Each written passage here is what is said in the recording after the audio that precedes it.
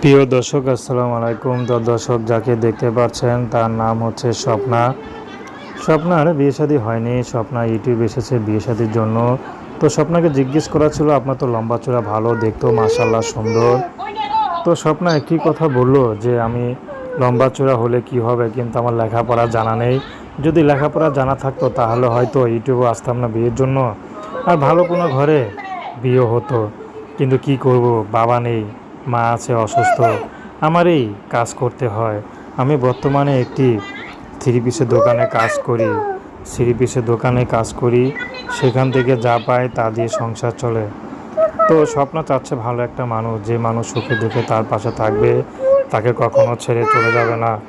তো দর্শক, এই ছিল স্বপ্নার জীবনের সংক্ষিপ্ত জীবন কাহিনী। তো প্রেম, ভালোবাসা, বিয়ে শাদী করা একান্ত আপনাদের ব্যক্তিগত ব্যাপার। আসুন আমরা 5 ওয়াক্ত নামাজ পড়ি, সর্বদাই দেশের সেবা করি। আসসালামু আলাইকুম।